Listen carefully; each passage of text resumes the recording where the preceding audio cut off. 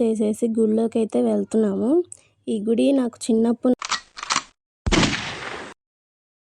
Hello guys, welcome back to YouTube channel. అందరు ఎలా ఉన్నారు? నేను చాలా బాగున్నాను. ఇవాళ నేను, అక్క అండ్ మా బుడ్డమ్మాయి ముగ్గురం కలిసి మేమైతే మా ఊర్లో ఉన్న సాయిబాబా గుడికి వచ్చామన్నమాట. మీ అందరికీ మా ఊర్లో ఉన్న సాయిబాబా గుడి చూపిస్తాను. బుడ్డమ్మాయి పుట్టాక ఈ గుడికి రావడం ఫస్ట్ టైం అనమాట. చాలా వింతగా చూస్తుంది అందరినీ. అందరూ కొత్త కొత్తగా కనిపిస్తూ ఉన్నారు కదా.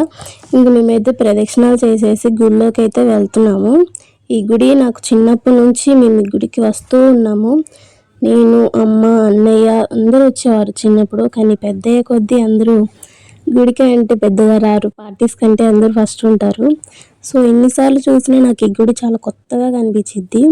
ఇంకా అక్క, నేను, పాప వచ్చాము కాబట్టి ఇంకా కొద్దిసేపు కూర్చున్నాము గుళ్ళో. ఇంకా నేనైతే దేవుని అంతా మంచి జరగాలని కోరుకుంటున్నాను అనమాట.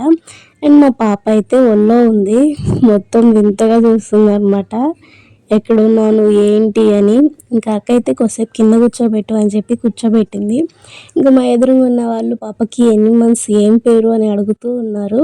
చాలా బాగుందన్నమాట నాకు పాపను తీసుకొని గుడికి వెళ్ళడం. ఇంకా అక్క నేను కొద్దిసేపు గుడిలో కూర్చొని ఇంకా ధ్వని దగ్గరికి అయితే వెళ్ళిపోయాము. ఇంకా ధ్వని చుట్టూ 3 ప్రదక్షిణాలు చేసి బాబా దగ్గరికి వచ్చి దండం పెట్టుకుంటున్నాము. పాప అయితే పూలదండ లాక్కొచ్చేస్తుంది. బాబా ప్రతి గుళ్ళో అయితే ధ్వని అయితే ఉంటుందన్నమాట.